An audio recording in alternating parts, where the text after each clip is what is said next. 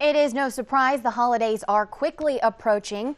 If you're like me, you're probably already planning desserts to serve at this year's parties.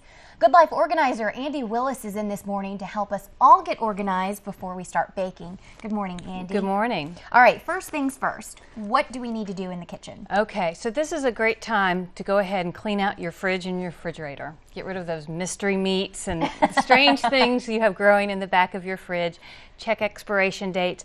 Make as much room as possible for all that good food you're going to make. Okay, and then I see you've got some props here with you. I want to touch on these plastic containers first. Right, so we're going to have leftovers, right? So go through, some people use plastic, a lot of people are using glass these days. Go through, make sure your tops match your bottoms, get rid of your extras, and you might even want to invest in some inexpensive plasticware that you can send leftovers home with your guests. Okay, now, so we've cleaned out our fridge, we've gone through expiration dates, we've gotten rid of some of the old stuff that's sitting in there. Right. We have our containers.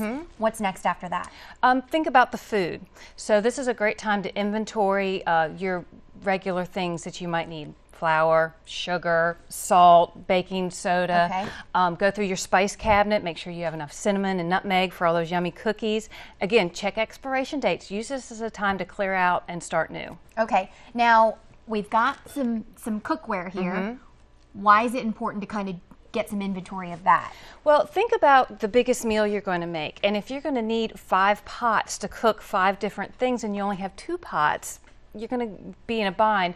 So figure out what you need, look at what you have. If you need to buy something or borrow something, then now's the time to do it. And I would assume the same kind of goes for utensils and serving utensils and plates and things like that, right? Absolutely, yep. And start stocking up on the paper goods and things like that now, so you have them, so you're not running out on Thanksgiving Eve. Okay. Now, is there anything else we can do? I mean, we've done the inventory, we've cleaned out our fridge. My mom at home, I think, she has 2 refrigerators, one in the kitchen and one in the garage, and then we've got an additional freezer in the garage. So, I mean, is it important to kind of go through everything?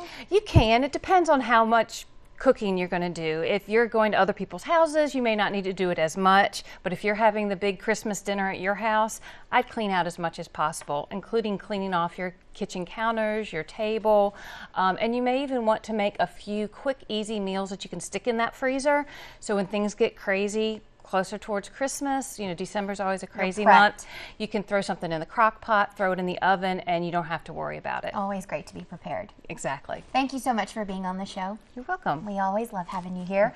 For more tips and tricks to getting organized, just check out goodlifeorganizing.net.